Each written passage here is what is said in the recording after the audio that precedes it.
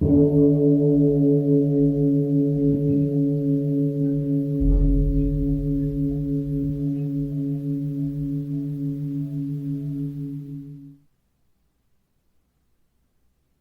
all beings be happy. May all beings be healthy.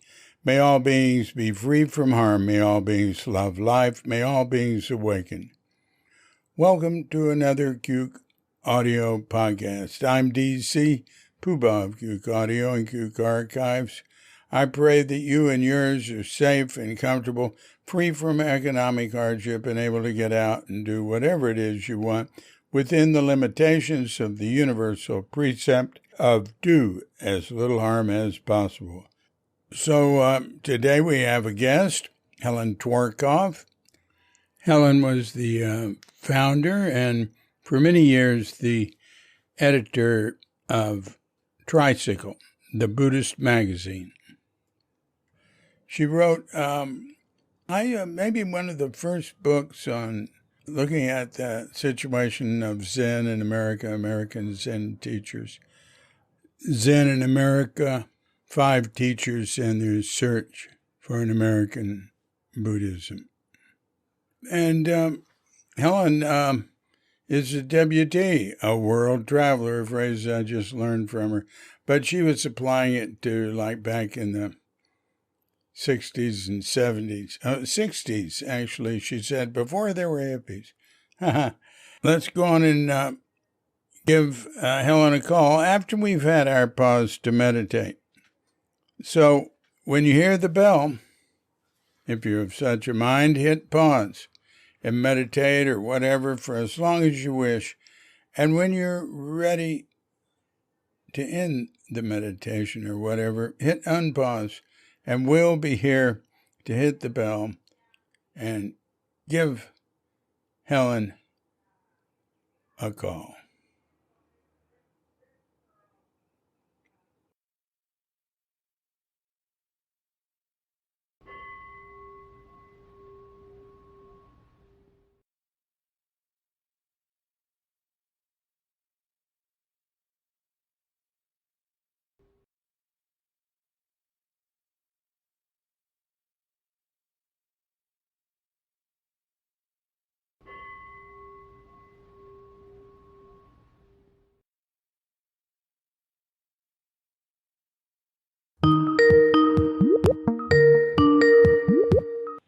Hello. Hi, Helen. How you doing? Hi. Good. How are you? Okay. Gee, it's been a while. A really long time, David. I don't even remember. Yeah. So, where are you? I am in drop-dead gorgeous Cape Breton Island in northern Nova Scotia, Canada. Oh, yeah. You mentioned something about that. Yeah. And you're like at the opposite end of the world. Yeah, pretty far off. Could be 10,000 miles away. I mean, that's quite a distance. And we could only be what? We could only be like 12,500 miles away or something. I don't know. Yeah. But I imagine your environment is being extremely tropical. Yeah, it's sort of, right? It's sort of cool now because it's July, August, it's sort of windy and cool. But when you say cool here, I'm still in a T-shirt. Yeah.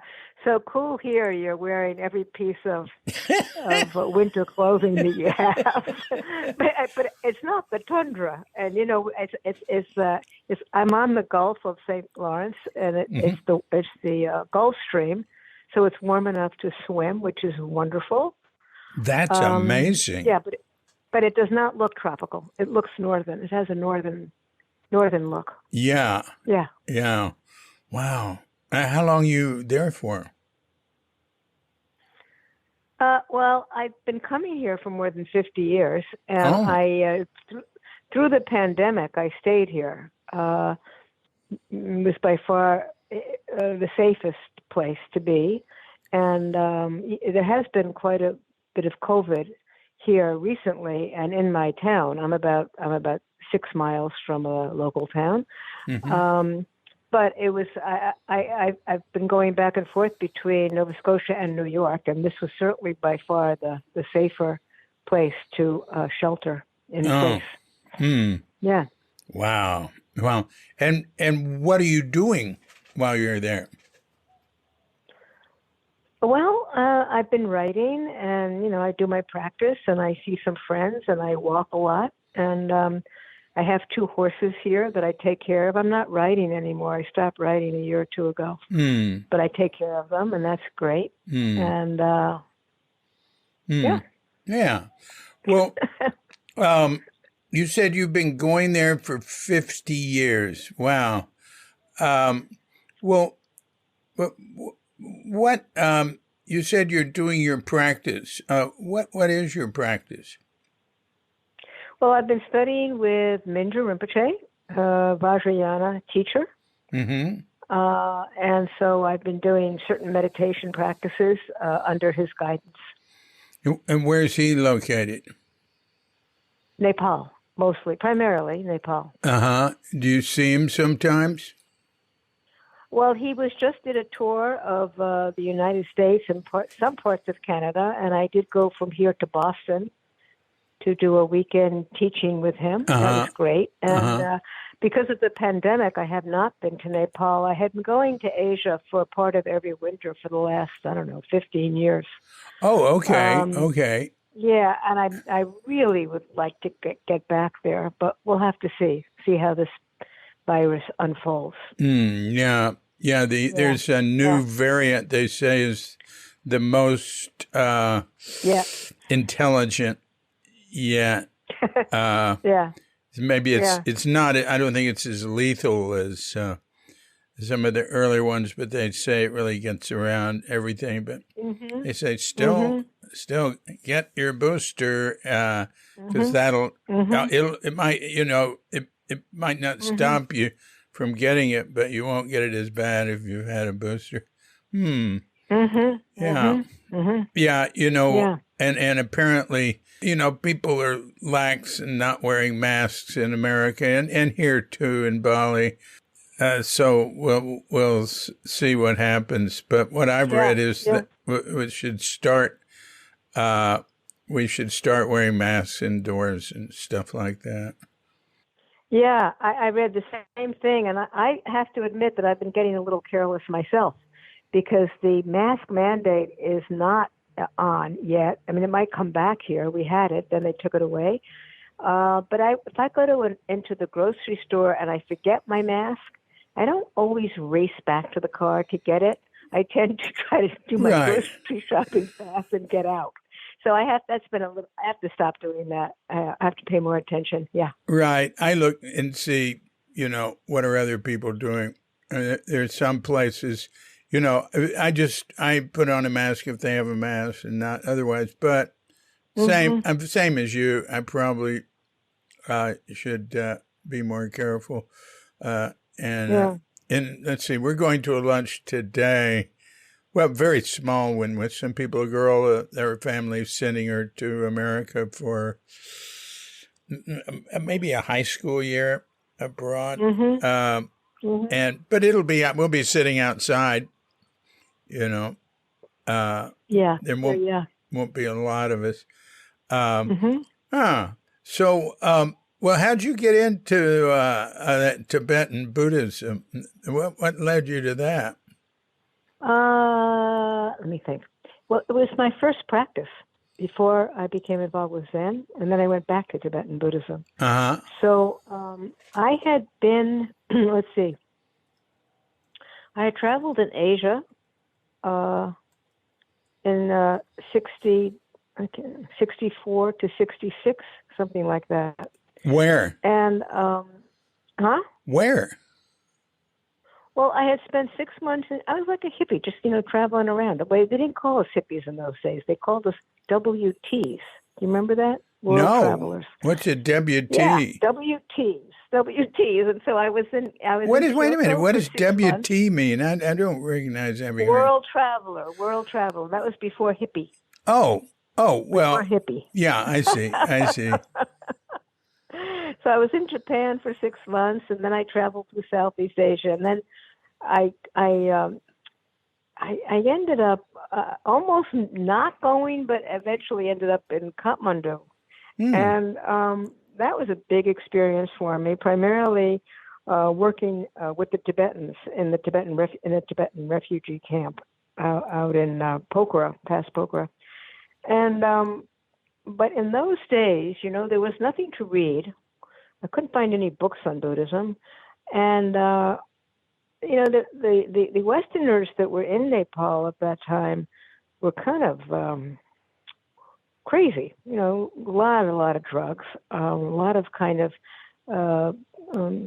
theater, a lot of theatrical display of various kinds of religiosity. So that part of it was not so attractive, and I came back and I tried to go back to school, to graduate school, to try to study Tibetan Buddhism, but there was nobody to study with. I went back to New York City, and I was assigned a teacher whose specialty was Inner Mongolia. That was close enough, but that didn't work out, so I left again. And how did this work out? Eventually, I just kind of dabbled. I finally started to read a little bit of Trungpa Rinpoche when those books came out in the 70s. And I had tried to, I was involved with Eureka. I don't know if you remember that. Eureka. Yeah, it was one of those 70s off-spin kind of. Is that Oscar Ichazo? Yes, yeah. Yeah. That was my first kind of, that was my first foray into any kind of spiritual experience. 'Cause I was so nervous about gurus. And the thing about Eureka is they promise this sort of a path to enlightenment without a guru. And that was very attractive to me. But it didn't quite work. I think the program actually is an extraordinary program. What they did, what Oscar put together was sort of brilliant. But the idea was that the 50 people that he first trained in the initial group that went down to South America, to Chile, to practice with him, they were going to be the group leaders, and that those group leaders would replace the guru in a kind of Gurdjieffian principle of Sangha witnessing. And they just, at that time, they just were not strong enough to do that. Yeah. And so I ended up envying the 50 people who had studied with Oscar and knowing that I could never do that because I wasn't in that first group. So eventually I had to leave and look around, and then I got involved in various crackpot, 70s style seances and black crowd ceremonies and chanting all night. And then I kind of settled down at some point, and I started studying with Dudjom Rinpoche was my first teacher. Oh, very good. Yeah.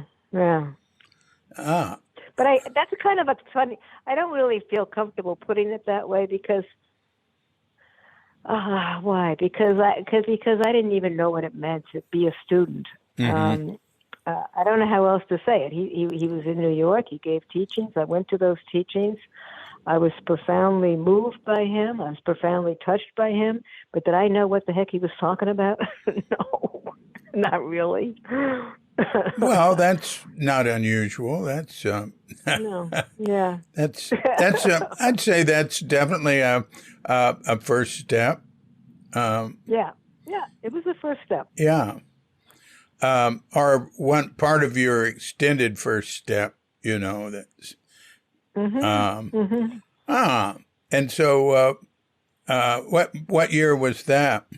75. 76, 70, something like that. And so, what's next? Well, then, being a Nyingma Sangha, it famously fell apart like every other Nyingma Sangha around that time did. And there were kind of two camps were formed, and I kind of was very alienated from both.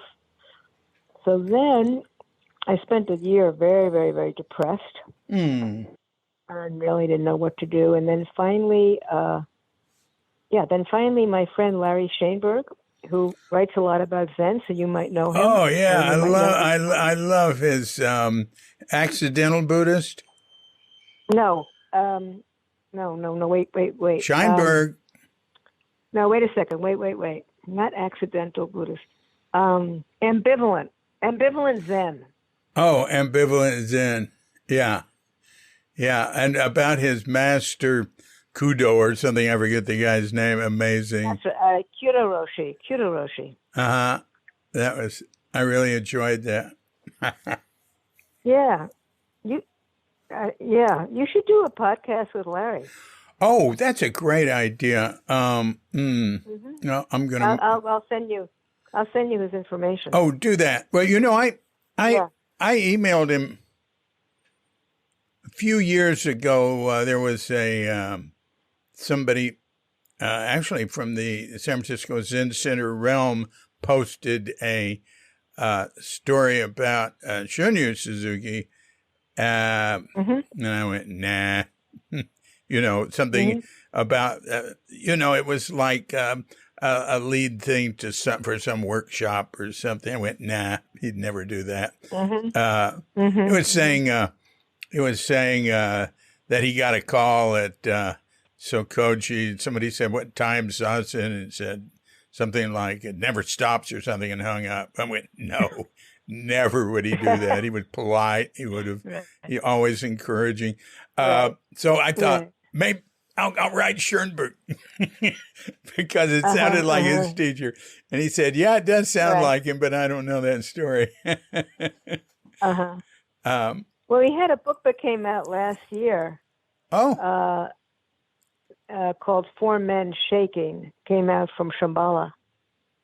And you would enjoy that book. I read very, very little other than my work and stuff on the internet. And, I'm always working with Suzuki lectures. And I've never been a good reader, but I'll keep that in mind because I liked it. But do send me some. I think I have it, but that'll remind me as soon as I get it. I'll go, okay. I'll ask. Okay. Yeah. Okay. So go on. So so Larry had been up at Edo Roshi's, in the Catskills when it first opened, and that again famously blew up. It had been blowing up, episode after episode until it finally the big blow up. Yeah. But at some point, Larry got very enthusiastic about a new young American Zen teacher in New York, Bernie Glassman.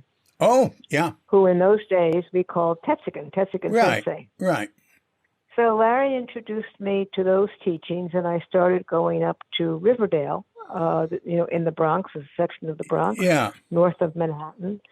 And so I went to those talks, like public talks, for several months, and then I moved into that community for about 8 or 9 or close to 10 years. Oh, is that right? Oh. Well, that must have been around the time that I met you, because I know that we met, but don't ask me when or where, but I know exactly where we met, but go on. I'll bring that up later. Oh dear, I can't. Green Gulch. No. Green Gulch? Well, no, I shouldn't say I know exactly where we met. I know what my oldest memory is. Mayumi's house? Well, my oldest memory is of being in the what we call the flop room at the city center of the San Francisco Zen Center. Maybe I'd met you before this, but I remember this because that would have been when you were working on just a second. Your book on American Zen teachers. in America. Zen in America. Yeah. And I was probably and I talked to you about Richard Baker, probably. Yeah. Zen in America, 5 teachers in the search for an American Buddhism. I remember I said to you, I don't know, 20 years ago or something, I said, well, I really wasn't very helpful. You said, you were more helpful than other people.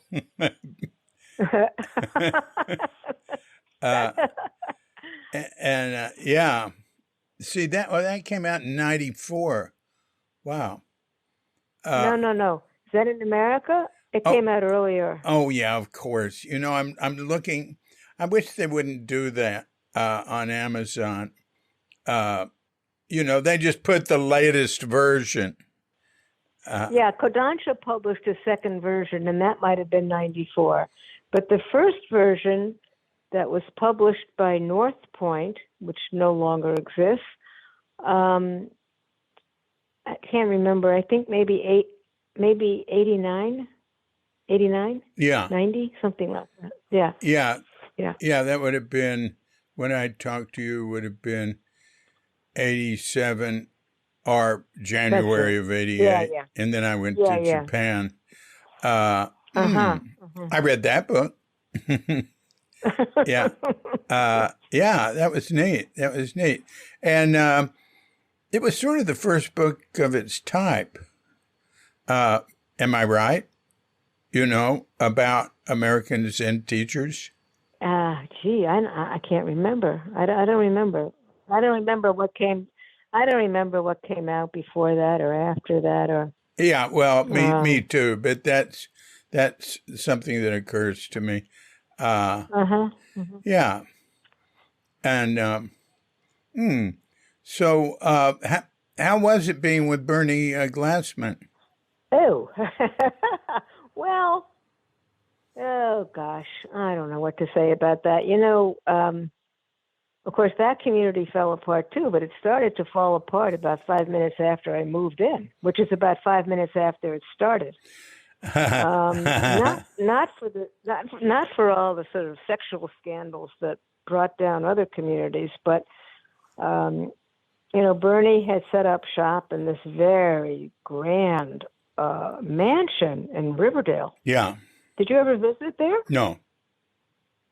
Well, it was a very grand, Riverdale is this incredibly fancy area of New York City. It's actually part of the Bronx, but nobody lives in Riverdale. Everyone says they live in the Bronx. They don't live in the Bronx. They live in Riverdale, and it's on the river, and it's filled with large, elegant, gracious homes. And so this was a kind of an odd situation because the resident community, when I moved in, had about 15 people, and it was a kind of a very ragtag group of us. And I think Bernie actually was never really comfortable in that environment. I don't think it was his place from the beginning. And but then maybe a year into having it, he began talking about starting a bakery, the Zen Bakery or whatever, the Grayston Bakery. Yeah. And so there was a lot of controversy around that. He had to convince the board of directors that business was really the way to introduce Zen to America, that business was the kind of, the religious channel by which you could introduce this new, well, at that time, quite new tradition. And the board was kind of wary, but they eventually went along with it. And so they bought this building up in Yonkers, which was just north of Riverdale, in a very run-down section. But very quickly, Bernie started spending most of his time there, which meant that he wasn't in the Zendo, he wasn't doing Daisan, he wasn't doing Doksan, he wasn't giving talks and whatever. And so, and the message to us is, if you want to study Zen with Bernie Glassman, you can go and volunteer at the bakery. So that worked for some people, but not all of us. And so that's when the community kind of, those people that it didn't work for left. I hung on there for quite a while. But oddly enough, in the middle of writing a book about Zen teachers in America, I started really studying with Maizumi Roshi. Oh, yeah, yeah. So I started going to LA to see him. That was a kind of an odd juxtaposition. Yeah. Well, Yeah. he was Bernie's teacher. Yeah. Yeah, but I mean, I was writing a book about Zen in America with American teachers, but at some point I decided I didn't want to study with one. I wanted a more traditional. Yeah, well, that's okay. Old school. Yeah. Yeah, yeah. That's fine. The last time, well, I don't know if it was the last time. In my memory right now, the last time I saw you might have been at Maizumi's funeral. Oh. That's a long time ago. Wow. When was that? 97, 96, 97, something like that? God. Yeah. I don't know. I don't have any. No. Later. I can't remember. I can tell you. But tell more about Maizumi. How'd that work out and all that?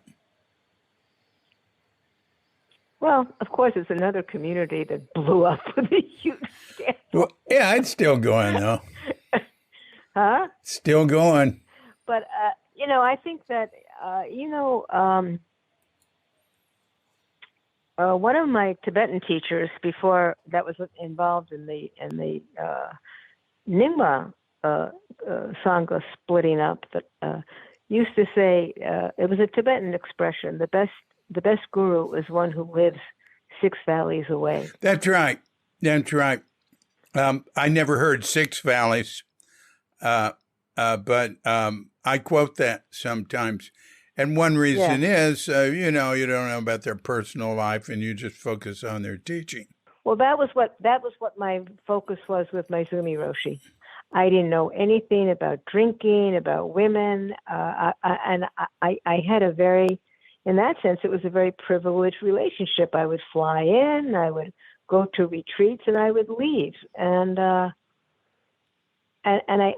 didn't witness any behavior that was problematic to me, and I was very uncompromised. I didn't have to deal with any of the stuff that the long-term residents had to deal with in terms of trying to figure out how to put all this stuff together. And actually, I was pretty surprised when the scandal broke. It didn't deter me from wanting to study with him at all. Yeah, I can understand that. But it was surprising. It was, and I didn't understand it.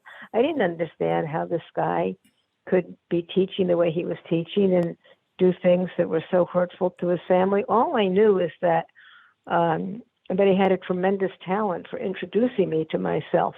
Yeah. And I didn't believe in cancel culture then, and I still don't. You didn't believe in what culture? Cancel Oh, right, culture. right. No, absolutely. Me either. Either. So it was confusing. I was confused. It's not like, oh, this is all okay. This was not okay. But I still don't know how to put it all together. I don't know how to put it all together. Yeah. Well, I think, America is so puritanical. It just blows up stuff like that.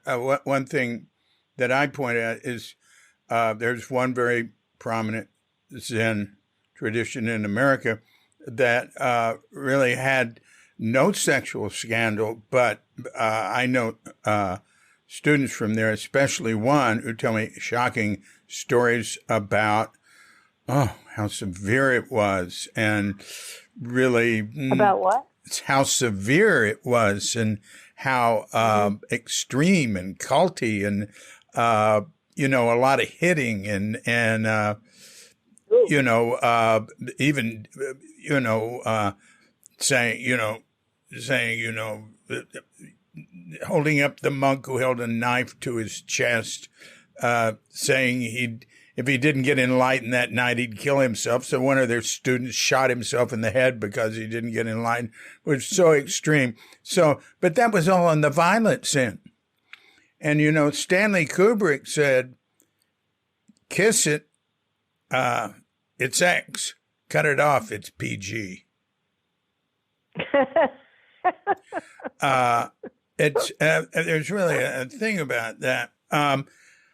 And one thing about Maizumi is, and I knew him pretty well, is he was very honest. He never denied anything. Like with drinking, he went into treatment. He confessed to his students. There were problems, as are when you have affairs and stuff. It's really hard being a guru, and, you really should have guards around you if you have to have good conduct. Well,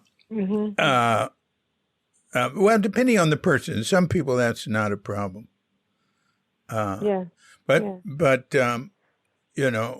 Anyway, I always appreciated that about him.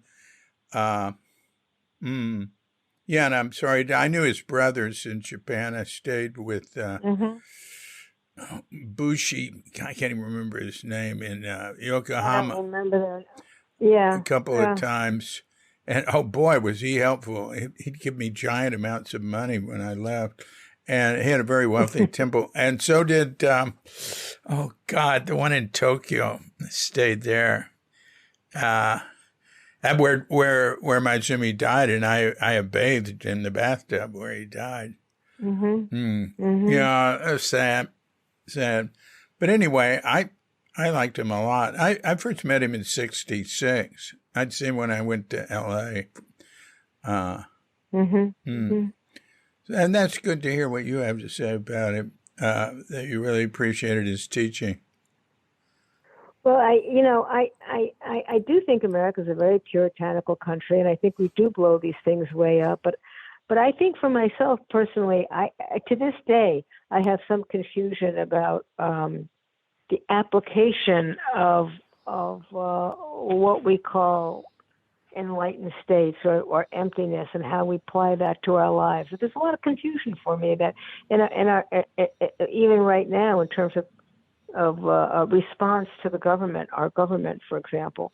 There's not a lot of clarity for me about putting that all together in terms of, quote, being a Buddhist or whatever that means. But so it's not such a question of morality, like Americans saying this is wrong. It has to do something with on the ground daily life and a vision of emptiness, something like that. Yeah. Does that make sense? Yeah. But to me, that's you're bringing up sort of engaged Buddhism. What to do about the fact that there's all sorts of harmful things happening in your society that you'd like to do something about. What can you do?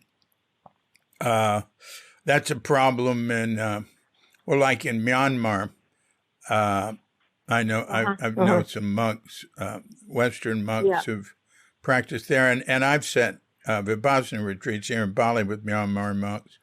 I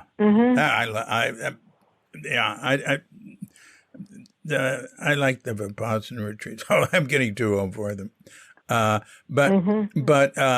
there were monasteries that would, be actively opposed to the government. They'd get shut down. The monks would be hauled off. And one that was very successful just stayed neutral, just practiced and didn't say anything about what was happening.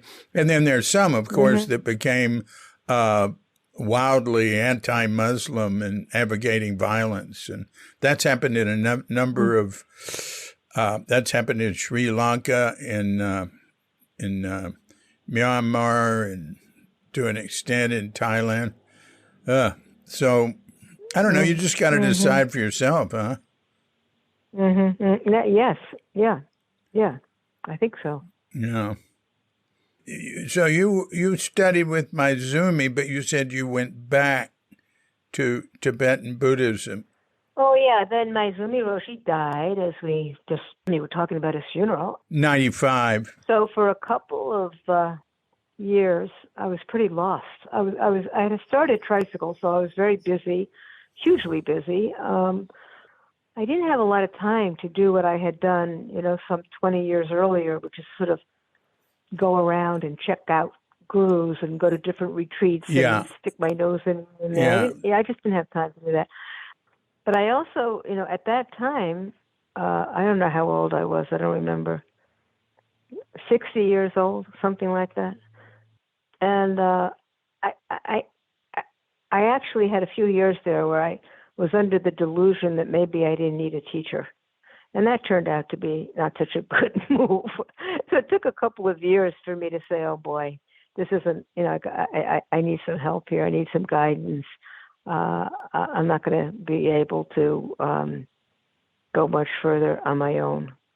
And so then I started to pull back from Tricycle, and then that allowed me more time to start looking around. Mm. And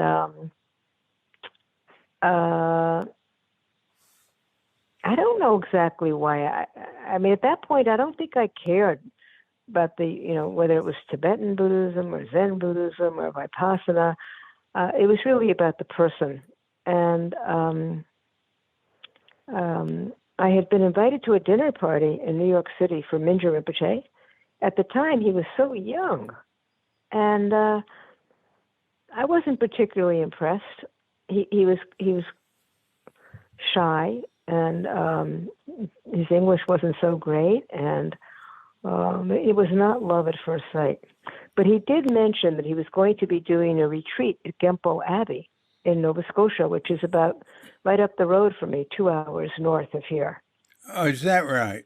Wow. So I thought, well, this is like, what's the expression? If I don't go, it's like kicking a gift horse in the mouth or something like that. And so I arranged to go to that retreat.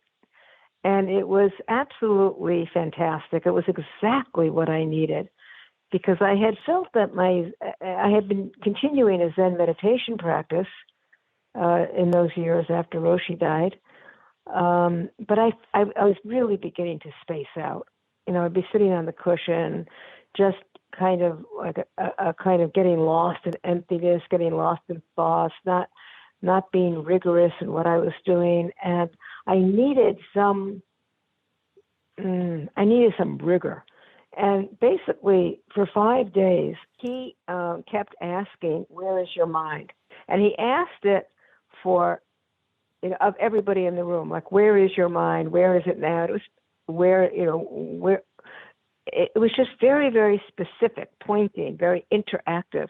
And I just fell in love with him because it was so much what I needed at that moment. It could not have been better. And then I also thought, well, because he has a very at that point, his older brother was already a kind of a big deal teacher, Soni Rinpoche, and was attracting a lot of students and a lot of famous people. And it was like a big guru scene. And this guy was supposed to be, the... Who was his older brother? Soni Rinpoche. Oh, uh-huh. And so I thought that this guy looked like going to be the kind of the marginalized kid brother with a small scene. And that turned out to be not true at all. But it didn't matter. I thought I was going to circumvent a big kind of guru scene. But that's okay. By the time I figured out that I got that part wrong, it didn't matter. Mm-hmm. And so I started going to Asia in the winters to do retreats with him, and then he started coming to America once a year. Now, when you say go to Asia, would you be more specific? Well, he has 2 monasteries that he teaches at. Well, he teaches at 3 monasteries. He has his own monastery in Bodh Gaya, in India, in the state of Bihar. Yeah. And, it's where the Mahabodhi temple is. And he has a monastery in Kathmandu, just outside the main downtown area, in an area called Swayambhu. And he teaches sometimes at his own teacher's monastery in Bir, in Himachal Pradesh, at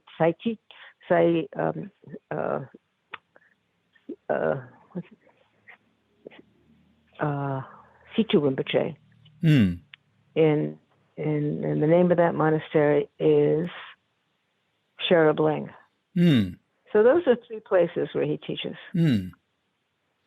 Wow. And you've been going over there quite regularly for a long time. Yeah. Hmm. From about 2006 until the pandemic kept me from going. Hmm. Hmm. Yeah. Wow. When did you first get into publishing? It was which was first? The book on American Zen teachers was before Tricycle, right? Yes. Yes. Just in terms of your publishing history, uh, uh, what led you to get into the book on Zen teachers? 5 Zen in America, right? 5. I'm trying to remember. Did you have a history of writing and? Oh, I always wanted to be more of a writer than I ever was. Uh-huh. I mean, I wanted to study journalism, and I never did. And but I did study anthropology, and so there were aspects of that book, as well as Tricycle, that really had to do with an interest in how these two cultures come together. Yeah. Yeah. Adaptation and changes and shifts in the culture and what allows things to happen. And so I think that was very much part of the book, and I think I carried that interest with me into the magazine. So, let me just ask you, I really want to talk about how you started Tricycle and all, but where do you come from? New York City. Where in New York City? I was born in New York Hospital, and I grew up on East 23rd Street between 2nd and 3rd Avenues. That's in Manhattan, huh? Yes. My wife was born in Manhattan. Really? Yeah. Where did she grow up? Man, she grew up north of there, like, I don't know, Connecticut and stuff. Yeah. And my first wife, Daya Goldschlag, was from the Bronx. Yeah. And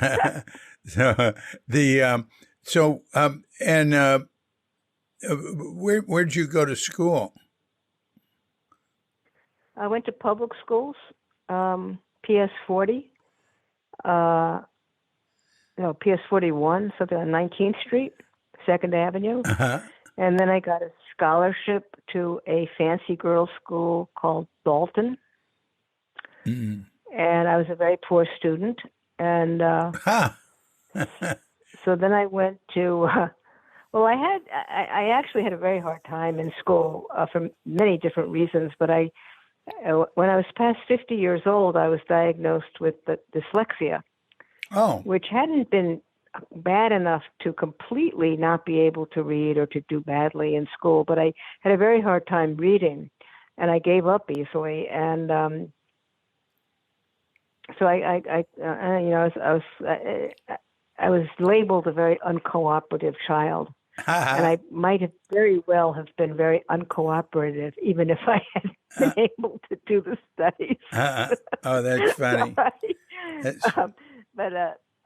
So even when I went to Dalton, I had to get tutored in English and reading and writing. And how'd you get a scholarship if you weren't a good student? That's a really good question, because my father was a painter, and so his being a painter was their version of having diversity. Oh yeah, and it was something that I held against the school. So I might not have done well because of my reading problems, but I also was resentful that I was accepted because of my father, not me. Oh yeah, and then you went to college. And then I went to the University of Cincinnati, because one of the very few schools I could get into. Oh. And then I transferred back to Hunter College after 2 years. And that's in... And I did finish. I got a degree. I got all the way to the end. But school was always problematic. Yeah. Okay. I just wanted... And did you have any inclinations in terms of the, what's it all about, spiritualism, way-seeking mind, or anything back then? Well, there's something, I've been writing a book that's kind of half memoir and half history, Buddhist history in America. There are things that come up that are peculiar for me. Like one point, because I was a bad kid. I was very naughty. I got into a lot of trouble all the time. And but when I was about 16 years old, my father gave me In Search of the Miraculous. Oh yeah, about Uspensky. Let me Yeah, it was look. it was Ouspensky's book about Gurdjieff. One of the memories I have that is so astonishing to me is why my father gave me this book.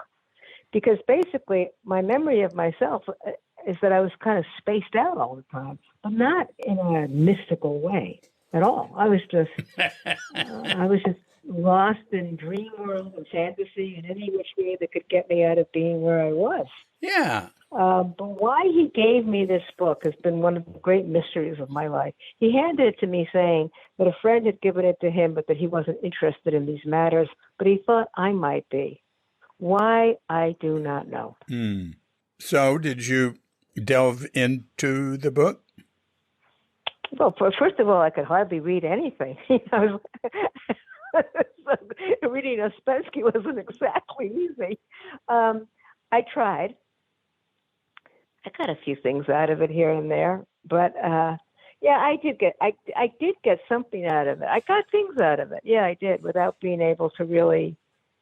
I certainly couldn't tell you what Gurdjieff's system of self-evolution was. I think the most important thing that I got from it was simply that there were spiritual teachers in the world. Yeah. That were contemporary. Up until then, the only ones I had heard about had been dead for centuries. Mm-hmm. And so that was interesting to me. Mm-hmm. Mm-hmm. Yeah.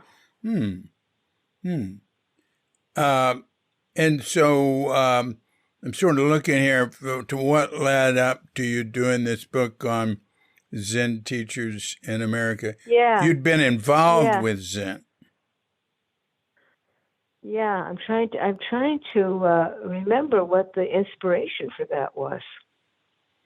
And I can't remember. I don't have a very clear. Did you have any involvement? Except that I think that with writing or researching or. Well, yes, I had been working as a kind of freelance editor on some books to make some money, and there you go. I had been doing some writing. What year are we talking about? I forget. I had written some things for some of the Dharma magazines, like what was Rick Fields was at Vajradhatu's son. Oh yeah, right. There you go. Yeah, and so maybe some other things like that. But I do think that in my my sort of anthropological lens that I often look through to try to understand where I was and what was going on in the society, that was interesting to me, that meetup between Zen Buddhism and the United States. We've got now some stepping stones leading to the Zen in America, 5 teachers and the search for an American Buddhism. Hey, who were the 5 teachers? Aiken Roshi, Baker Roshi, Glassman, Maureen Stewart, and Kwang Roshi. Oh, yeah.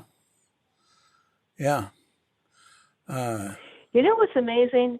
That at that time, I didn't know how to make a selection of teachers. I somehow didn't want to take responsibility for it being my personal selection. So I came up with a category that had very few people in it. And the category was American teachers who had received transmission from Japanese teachers. All right. And At that time, there were a total of 7. Who are the other 2? Kaplo Roshi, who did not want to work with me, and maybe I think Walter Noack. Walter Noack, but it turned out, what about G.U. Kennett? Who was her? Who did she? Oh yeah, receive she had transmission from? G.U. Kennett had transmission in the Soto school. Oh, because she wasn't American. Oh yeah, she's from Yeah. England. Yeah, she started Anglican Zen in America. Right. That's right. That's right. Yeah, I respected her a lot. She was really eccentric, but I don't know. I liked her, and I like the people I know who've studied there. But go on.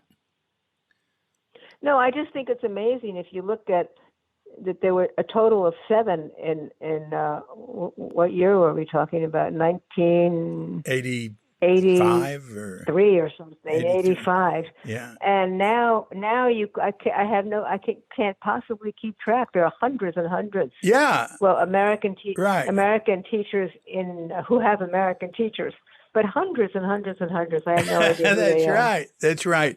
I don't use the word Roshi. It's too it's overused in America, or I avoid it. I have to use it some. It's way overused. It isn't used like it's used in Japan. People basically, it's just used inside temples in Japan.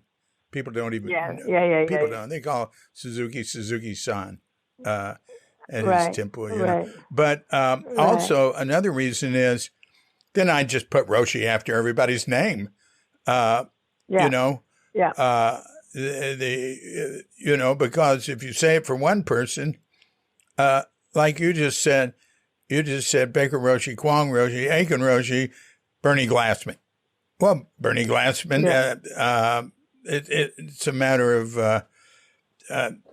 because he himself stopped using Roshi, I think, or at least he wanted people to call him Bernie. Yeah. He stopped using Tetsugen, so. Yeah.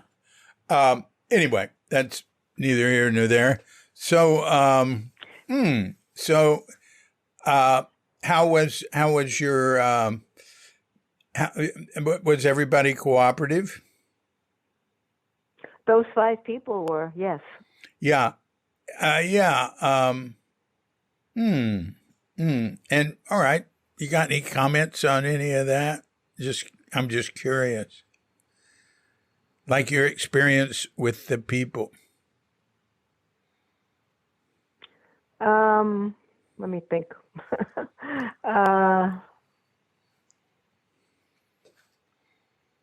No, I mean, they were all incredibly kind to me and helpful and generous in participating and encouraging. And I think I approached my subject with a lot of naivete, a lot of idealism, and it was okay. You know, it was what it was. Yeah, but it was good. It was good. Let's see, and Aiken's gone, Bernie's gone, Maureen's gone. So you've got Baker and Kwong, and they're both going strong, in their mid-80s. In fact, Bill might even be older. I'm not sure. Yeah, around mid-80s. Yeah.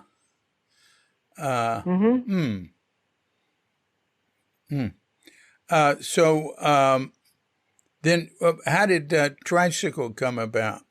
Now, that was a big deal. Tricycle. Oh, gee, David, you're going down memory lane here. Let me see. Well, let's see. You might remember some of these conversations. You might have even been participating in them. I don't remember, but Rick Fields and I had been talking about some kind of a Buddhist journal, a pan-Buddhist journal, all through the 80s. And I know that we were in L.A., what's his, Andy Cooper in L.A., Don't know. was involved in those conversations, and you might have been. I don't remember. No, I wasn't. No. So there were people sort of scattered around the country, and then Rick was working on how the swans came to the lake at that point. Yeah. And then he published that, and great at that book, point, great book, and a great person. Great book, and then Trungpa asked him to come to Boulder to edit Vajradhatu's son. Yeah. So that put our project on hold.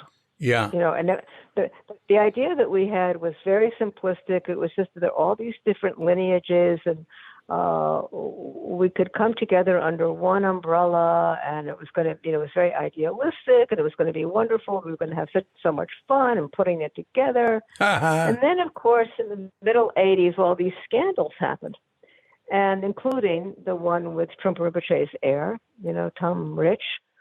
And Rick, if you remember, was very much... Oh, I'd forgotten that scandal. Oh, my God. Yeah. So Rick was very much in the middle of that. Yeah. And you mean Ursel Tensing? Yeah. Yeah. Tom Rich, yeah. Well, maybe that wasn't even his name. Maybe I got it wrong. I don't know. Yeah. So then Rick, parted company with the Vajradhatu son over that because, according to Rick, he was not allowed to publish anything because it was basically controlled by the board of directors. Right. And at that point, he claims he was not allowed to publish anything. And of course, nobody in all these organs, these house organs, nobody could talk about it because it was all the boys' club. You couldn't write about it in Windmill. You're not going to write about it in 10 Directions. You weren't going to write about it in whatever else was out there at the time. So there was no public forum, not even a public forum. There was no place for Buddhists to come together and talk about it. But if you remember correctly, I don't remember where you were, but it's basically all we talked about for a year or two. Oh, yeah. It's really what Rick and I were talking about. Rick and I were on the phone continuously talking about it. Yeah. I remember being in... Now, I was in... one reason I wasn't involved in any discussions, I don't know if I would have been anyway, is I was in Japan. You were in Japan. Yeah, 88 to 92. But I remember visiting Rick in Boulder when he was still doing the Vajradhatu son, and after the Ursel Tensing scandal had sort of divided the community, and he was being very honest and forthcoming about it. And I think he had me speak to people about I don't know if Dick Baker had his problem. Then that was 83. Oh, of course. That was one of course. So it was after that. Yeah. Maizumi Roshi, and then there was a scandal in the Vipassana community. The whole thing was a mess. Vipassana, I'm not familiar with that. What's? Yeah, well, it wasn't. It didn't make the front page headlines the way the others did. Yeah. But what came out of it is that for us to see that we were all pretty much in the same boat. Yeah.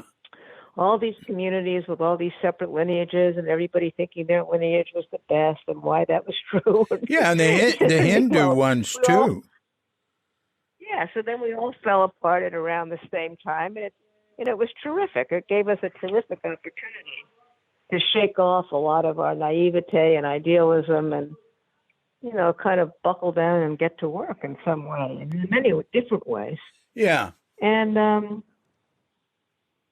so then, but the idea of what we would do with a magazine kind of changed. I mean, it wasn't just like, oh, la da da, wouldn't this be nice? Wouldn't this be fun? It was like, I know what a big motivating factor had to do with Richard Baker, because that was the first time that mainstream media picked up the story. And so we thought, well, mainstream media is going to talk about this, and we have no place to talk about it. Yeah. And, at least we should own our own problems and put these things into a context, a sympathetic context. So that kind of changed the trajectory of what we thought we might want to do. And who was involved in Tribe? You were the first editor. Well, Rick and I were going to do it together. That was the plan. And I think if we had stayed together as colleagues in this project, that he would have been the editor, because I didn't know anything about magazine publishing. And you remember he had done those books with Trim Rinpoche. He did, what was it? Books that came out of Boulder in the 70s. Crystal something. No, I don't know. He had published a couple of magazines, and also he worked on Zero. Do you remember Zero, the magazine that came out of Sasaki Roshi's community? Oh, yeah. Anyway, he had some journalistic experience, and he had finished working on Swans, which was, of course, very different than magazine. But in any event, Rick was living in Boulder, and I was in New York City at that point. Well, I had moved down from Riverdale, from Bernie's community. I had moved back to Manhattan. And but Rick at that time had lots of financial issues, and he was living with a woman who was threatening to kick him out if he didn't get his act together in terms of money. And he had joined Debtors Anonymous, and he was trying to keep notebooks on all of his expenses and trying to be very diligent about it, having a very hard time. Anyway, he decided at some point that he needed, quote, a real job. And there was nothing going on at that time for Tricycle that suggested that there was a real job here. We didn't have any money. We were trying to raise money. Nobody gave us any money. Everybody kind of patted us on the head in a very condescending way and said, "Oh, this is wonderful. Keep going. You're so nice." But nobody gave us any money, and nobody directed us to any money. And so Rick finally kind of very sheepishly had to tell me one day that he was applying for, quote, a real job. Yeah. And so, yeah, I was furious. But that's, so then I became editor. Well, wait a minute. What real job did he get? Well, I don't know exactly whether it was that year and if it was the same job he interviewed for, but shortly after I started Tricycle, he was working at Yoga Journal. Right. He became the editor of Yoga Journal. Right. I visited him there in his office. Right. I remember. Yeah. So there might have been a gap where he had applied. I think there was another job that he was applying for, and either he didn't get it or he didn't want it. But he needed a job with a real salary. And there was nothing happening at Tricycle to suggest that that was a possibility. So there you were all by yourself. Was Tano involved? Wasn't he involved? Tano was living in Berkeley, and he was very helpful, but he didn't have any money, and he didn't know any money. And, eventually what happened is after Rick made it clear that he couldn't continue, in any kind of hands-on development with this, Lex Hickson gave me enough money to hire a publishing consultant, and that was Lorraine Kisley. And without her, Tricycle would never, ever have happened. She had worked, she really knew the magazine world. She had worked on the startup of Parabola. She had worked at Essence. She had worked she had been a reporter for Time magazine early on in her career. So she knew magazines, and she was, it was with her help that all of the sort of business work of magazines, which I didn't know anything about that, got put into place. How do you set up subscriptions and fulfillment houses and advertising and distribution, all of that stuff. Oh, gosh. She put all of that in place. And then I begged her to stay on. And so she stayed on at the magazine as publisher for quite a few years. Yeah, and that's how we got off the ground and stayed steady for well, it wasn't exactly steady in terms of finances, but it was what allowed us to keep going, was her expertise. Mm. Mm. Here it says, I just wrote Tricycle on the URL line. Tricycle, the Buddhist Review. Independent, non-sectarian Buddhist quarterly that publishes Buddhist teachings, practices, and critique, a beacon of Western Buddhism, that's in quotes. The magazine has been recognized for its willingness to challenge established idea when Buddhist communities and beyond, within Buddhist communities and beyond. And then it says, first issue, 1991, based in New York City. Editor and publisher James Shaheen, former editors Helen Tworkov. Yeah. It says James Shaheen, editor and publisher, and you said that the woman you mentioned. Lorraine left quite a while ago.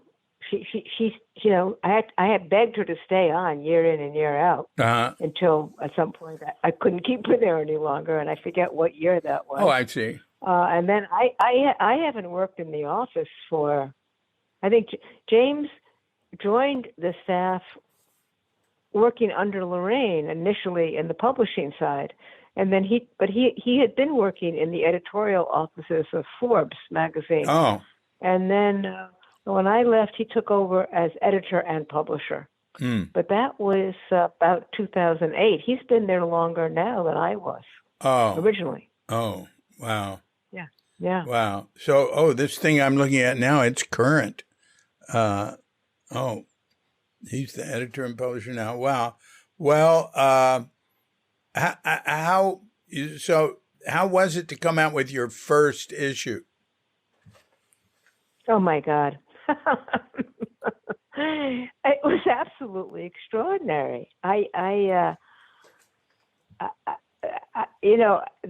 cover was absolutely dazzling. I don't know if you remember it, but Frank Galinsky, who was an award-winning graphic designer and interested in Buddhism, had agreed to help us with design work completely free. He didn't get paid a dime. For years he worked for us. He didn't get paid any money.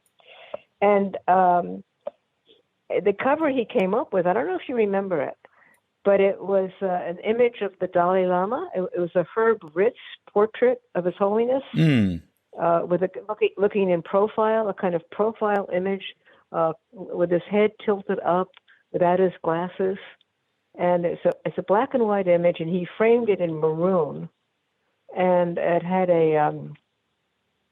the headline on top. I forget what you call it, the top bar at the just at the very top of the page of the cover page was Spalding Gray's interview with the Dalai Lama. It was amazing.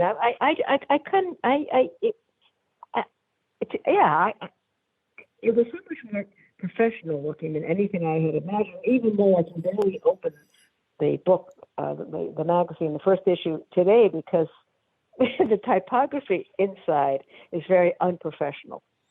There's a lot of what we call rivers, like in the text and so forth. A lot of what? It's when the typography is very uneven and you get breaks, line breaks, and we call them rivers. They look like rivers in the text.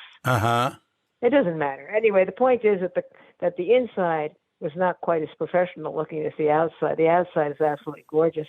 But we started off, I thought we were going to print 5,000 copies.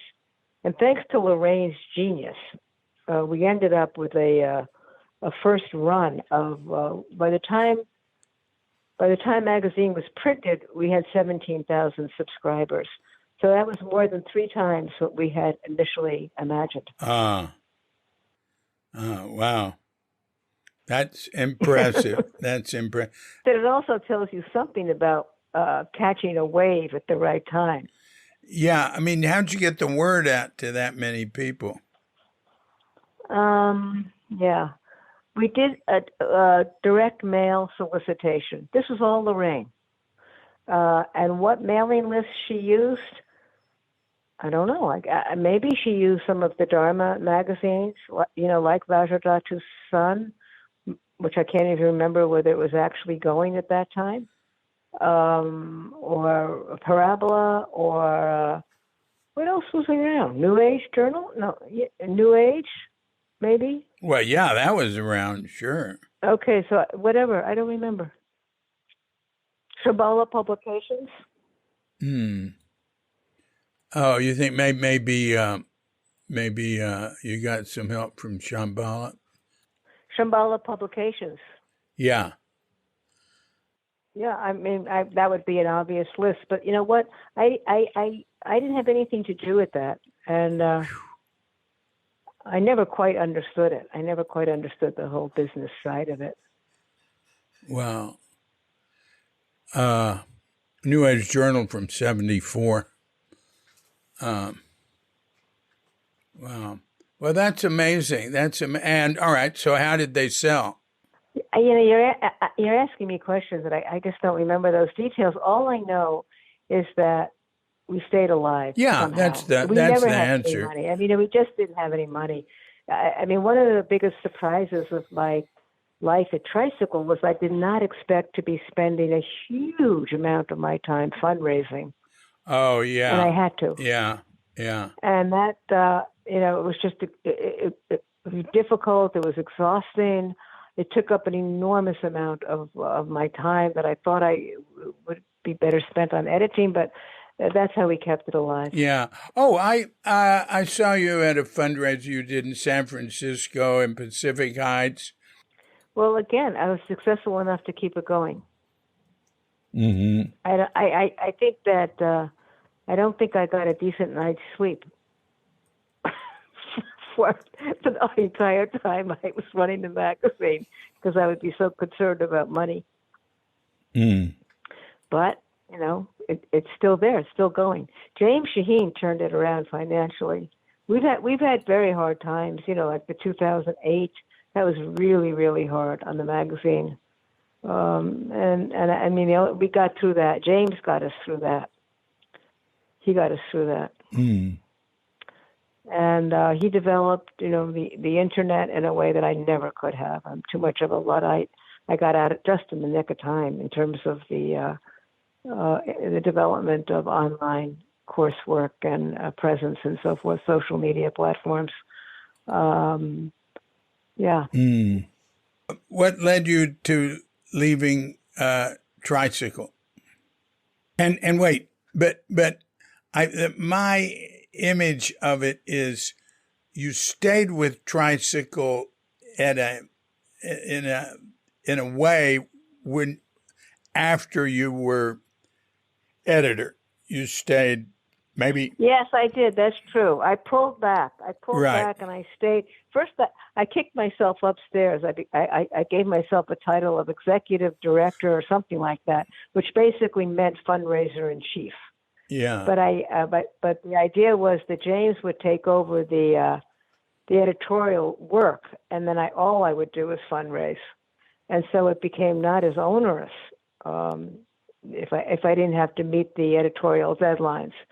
If I didn't have to combine those. So I did that for a couple of years. And I also think at the time, I sort of wanted to stay around the office. I had some idea about trying to learn how to be a decent boss, because I did not know that when I started, and I was not a good boss. And I had some ideas about wanting to learn something about what was being called enlightened leadership. But the truth is that I kind of dropped that idea kind of quickly. I decided, maybe I'm not so interested in that after all.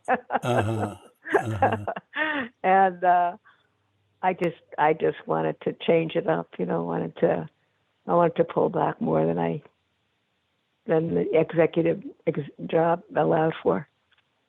Mm. Mm. What happened then? You know, where'd you go? What'd you do? Yeah, so then I stayed in New York. I pulled back, and then I think in 2008, just before the financial crash, I left altogether. Big going away party or retirement party or something, and I'm out. I'm not on the board. I'm not doing anything. And but at that point, you know, I also didn't have a teacher because my Zumi Roshi had died, And I needed that time, and I started going on retreats and started looking around about that. But I think by that time, let me think. Yeah, when I was pulling back, I started going on different retreats, and then I started going to Asia. So in 2009, Mingyur Rinpoche asked me to work on this book about Nundro, which was a introductory fundamental Tibetan practice. And it was originally going to be a chapbook for his own students, a kind of how-to manual for just his own students. But that turned out to be a big fat book that was published by Shambhala, and that book was called Turning Confusion into Clarity. Mm-hmm. And I can't remember when it came out, but I worked on that for a couple of years and went back to Asia, worked with him in Asia, and did work, in the United States, and went back to Asia and so forth. Right. It's Turning Confusion into Clarity, a guide to the foundation practices of Tibetan Buddhism. Mm-hmm, mm-hmm. Yeah. And you did another one called, with same person, In Love with the World, Yeah. A Monk's Journey Through the Bardos of Living and Dying. Yeah. So at some point, just when we were finishing up our work with Turning Confusion into Clarity, Mingyur Rinpoche left for a homeless retreat for 4.5 years. Mm. So I didn't see him. I did continue going back to Asia. I don't know that I went to Asia every single year when he was gone, but I know I sort of took advantage of him not being there to do things that I hadn't been doing. Like one year I went to Bhutan, where I had never been. Oh, and neat. one year I went to Vietnam, which I had never been to. And so I did go back to Asia, but he was in his wandering retreat. And then when he came out, we started working on In Love with the World. Mm. What was your experience in Bhutan? Bhutan, I'm sorry. How was it? Oh, I loved it. I loved it. Wonderful, wonderful place to visit. It was a tricycle tour. Tricycle started offering, pilgrimages to different Buddhist areas. Uh-huh. So it was a tricycle tour, and we always do it with some kind of scholar teacher. And for that, it was John McCransky, Mm-hmm.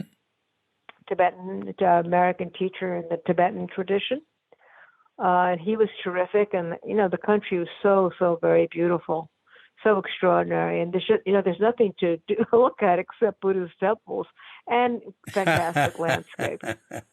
It's great. It's just great. Mm. Yes, they have, we have GDP, Yeah. what's GDP? Gross national product or something. GNP, gross. GDP, right? They have gross. They have national happiness. I don't know, something like that. Yeah. And Yeah. happiness is their most important product. Not for the Nepalese in Bhutan, but for them. Well, I wasn't going to bring that up since you mentioned it. Yeah, it's a problem. Yeah. It's definitely a big problem. Yeah. Yeah. So what do you think about climate change? I think it's so overwhelming, I don't even know how to think about it. I'm reading a book now, I don't know if you know it, called Ministry of the Future. Mm-hmm. Ministry for the Future of the Ministry. The Ministry for the Future, I think. And it's a very, very hugely wide panoramic view that takes place a little bit in the future, not so much. I can't remember what date they use, 2050 or whatever. But it's what do I think about it? I think that I think it's all happening. I'm not so optimistic about reversing what's going on. I looked at the map today that showed the temperatures for London at 41 Celsius. Yeah. That's like 105 or something. Yeah.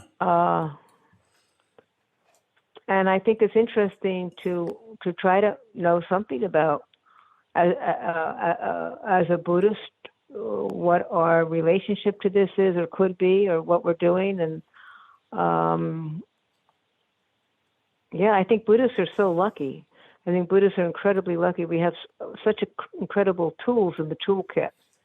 It's not going to save us, but we have a lot of ways of trying to deal with it. Yeah. That other people don't. And I mean, I can't claim that I use my tools as effectively as they're meant to be used, but I'm very grateful that I have them. Yeah. Yeah. And we'll see. Yeah. I don't know how old you are, but I'm going to check out before it gets a whole lot. Oh, I don't know. If London is 41 now, I might be around to see the beginning of the world. That's almost 106. I'm 77. How old are you? 79. Wow, you're my senior. Yeah, I'm your senior. All right. I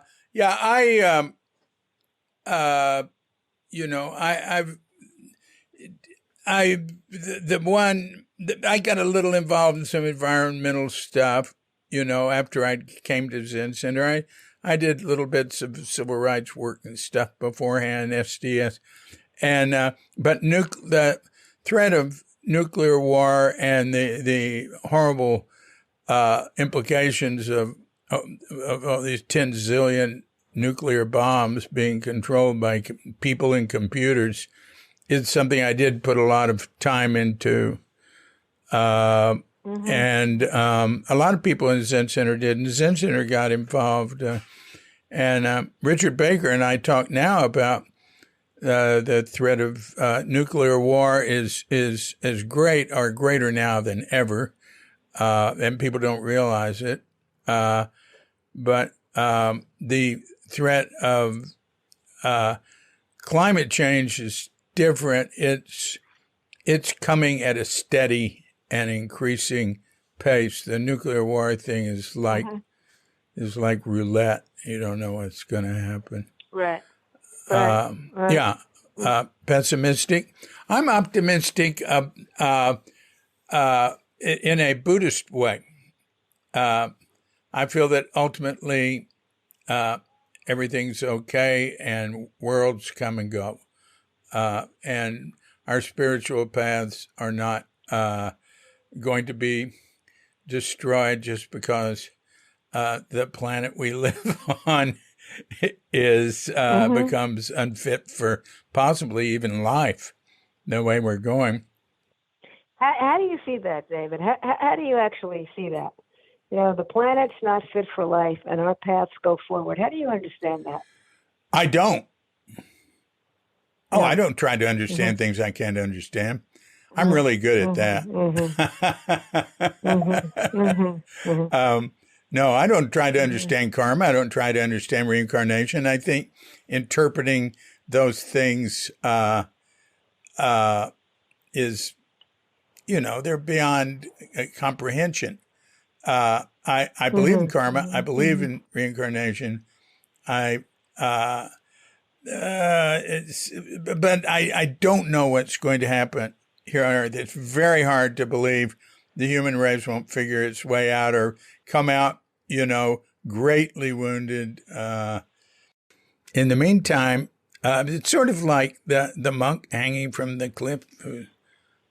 They got the tiger above, the rocks below, and it smells the strawberry on the vine. Yeah. So, pardon me for bringing up a bummer there. No, it's okay. Yeah. Well, but it's getting to be it's actually past my bedtime here. I was going to say, this has been wonderful talking with you. I've really enjoyed it. Yeah, it's fun to talk to you. Yeah, me too, David. Keep in touch. I want to know how the Helen Tworkov saga progresses. Okay. Okay. I'll let you know. Yeah. Okay, David. Thank you. Okay. Take care. Bye-bye. You too. Bye-bye. Bye-bye. So thanks a lot, Helen Tworkov. Very interesting. And hope it doesn't get too cold or too hot up there in Nova Scotia. This has been a Cuke Audio podcast. I'm DC Poobah of Cuke Audio and Cuke Archives, coming to you from sleepy Sanur with Doggy Bandita, Feline Cuchita, and dear lovely Katrinka. And we're wishing you and yours and all of us a grand awakening.